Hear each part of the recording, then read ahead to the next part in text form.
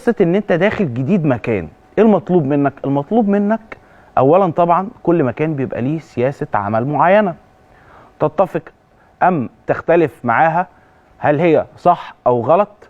هو للاسف الكلام دوت ما يفرقش، يعني انت الموضوع ده لو فكرت فيه فكر فيه، بس احتفظ بالفكره في الاخر لنفسك، لانه انت لو اعترضت فانت اول واحد ايه هيقولوا لك الباب بيفوت جمل.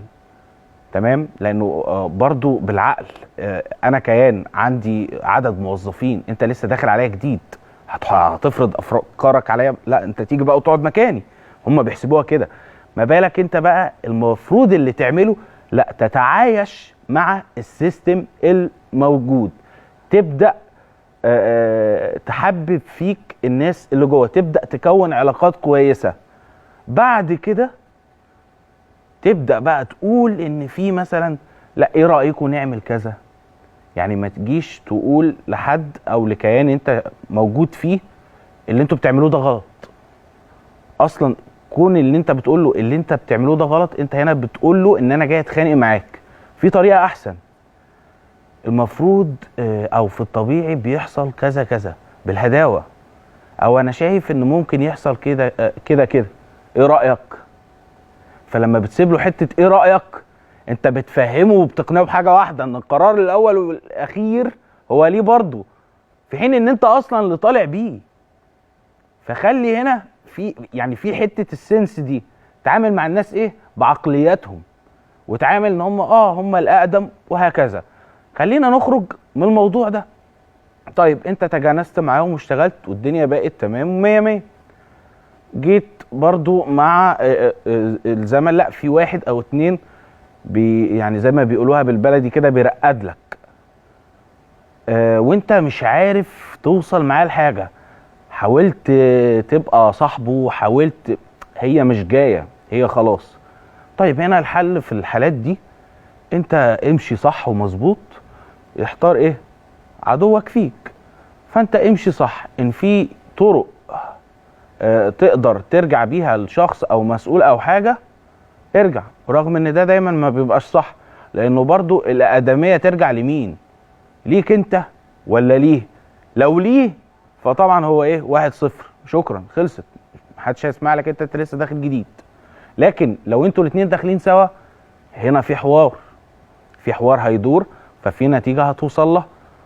لو انت اقدم منه ما تعملش كده، خليك اذكى من كده بكتير، اقعد معاه وانصحه.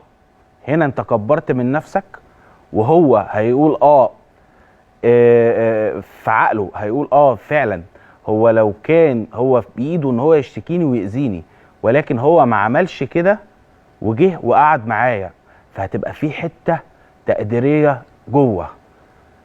الموضوع التاني اللي عاوزين نتكلم عنه هو حته فقدان الشغف. الشغف ده بنفقده في حالتين اتنين.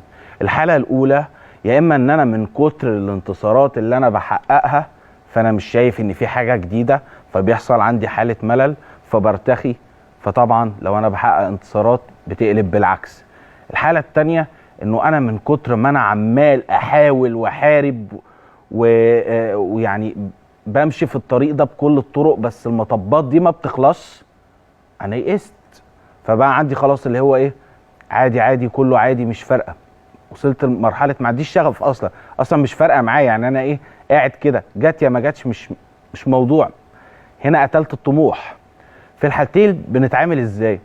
في الاولى لازم تعرف انه ربنا بيديك نعمه ان ما حافظتش عليها طبعا بتزول، فلازم تعرف ان النجاح في الاستمراريه مش في تحقيقك لعدد الانتصارات المعينه اللي انت حققتها، لانه انت لو خسرتها او خسرت في مرحله ما يبقى انت ما حققتش النجاح، لان النجاح الكامل بيتحقق في الاستمراريه، مش في يوم ولا 2 ولا في 10 ولا في انتصار ولا في 2 ولا في 10. طيب في الناحيه الثانيه خلي عندك ايمان بالله وصدق فكرتك، طالما هي قفلت جامد يبقى اقتنع انه ايه خلاص، يعني اللي جاي ايه فرج باذن الله. زي ما انت تكون بتلعب لعبه حظ او حاجه او كده، بتخسر مرتين 3 4 وفجأة تكسب حظ، صح؟ لازم بتيجي، ما هي طالما لعبة حظ لازم في مرة هتيجي معاك كمكسب. فانت استنى دي برضو، خلي عندك امل. طالما شفت الوحش في الاول اقتنع تماما ان انت هتشوف الخير كله في الاخر، وده افضل ما كان يحصل معاك العكس.